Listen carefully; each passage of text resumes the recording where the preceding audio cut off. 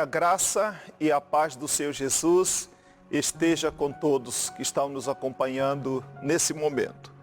Estamos aqui para trazer até o teu coração mais uma devocional da palavra do Senhor. Eu quero ler a primeira carta que Paulo escreve aos Coríntios, no capítulo 15, o último versículo.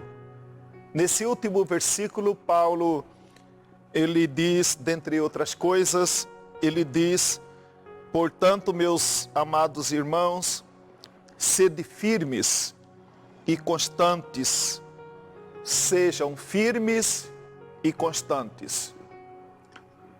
Paulo estava, nesse texto da palavra do Senhor, ele estava escrevendo para orientar a igreja a respeito de mais um desafio que a igreja de Corinto estava atravessando naquele momento.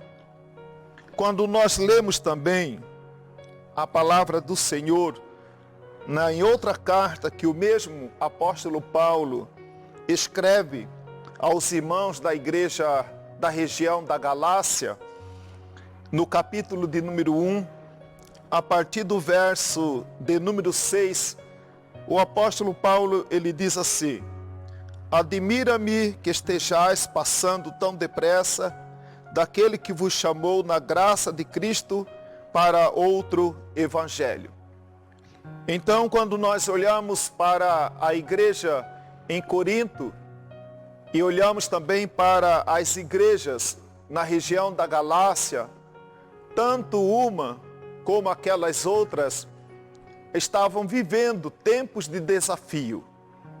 No caso daqui da carta de Paulo aos Coríntios, era influência muito forte da filosofia grega, e influenciados pela filosofia grega e também pela teoria de que alguns pregavam que os mortos não ressuscitavam. Então muitas pessoas começaram a pensar sobre qual é o sentido então de ser cristão. Qual é o sentido então de uma vida compromissada com Deus, com a palavra do Senhor, se os mortos não ressuscitam? Quando Paulo escreve aos irmãos da Galácia, eles estavam também sendo influenciados externamente e também interna aqueles irmãos e também que vinham da religião do judaísmo. E lá então aos Gálatas, a preocupação do apóstolo Paulo é orientar os irmãos a respeito de Jesus mais a lei. No caso de Coríntios, seria Jesus mais a teoria de que os mortos não ressuscitam. Então, meus amados irmãos, se nós olharmos para o contexto de Corinto, ou para o contexto das igrejas que estavam na Galácia, ou antes do apóstolo Paulo, ou depois do apóstolo Paulo, também nos dias atuais, a igreja do Senhor passa por um grande desafio. E o apelo que o apóstolo Paulo deixa para os irmãos da igreja de Corinto é que eles continuassem sendo firmes e inabaláveis, que eles continuassem sendo constantes. Eu creio, meu amado, que como reflexo desse momento que nós estamos vivendo, talvez algumas pessoas estão perdendo, né? A vida cristã para ela parece estar perdendo sentido. Parece que as coisas de Deus estão perdendo sentido para ela, considerando esse contexto que nós ainda estamos vivendo. Mas o desafio que eu quero deixar com você nesse momento, meus amados irmãos, que esse momento, a própria situação já nos mostra, já estivemos em dias piores do que os atuais. Então já está passando, mas o que nós precisamos é permanecer firme, inabalável, constante, Ao contrário de constante, é uma coisa inconstante, né? Uma coisa que hoje está lá em cima, de repente está lá embaixo. O desafio nosso é permanecer firmes na presença do Senhor.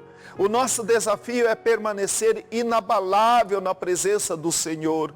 Quando o apóstolo escreve aqui, né, no capítulo 15 de 1 Coríntios, ele cita vários adversários, humanos ou não humanos, espirituais ou não espirituais, que os irmãos estavam enfrentando.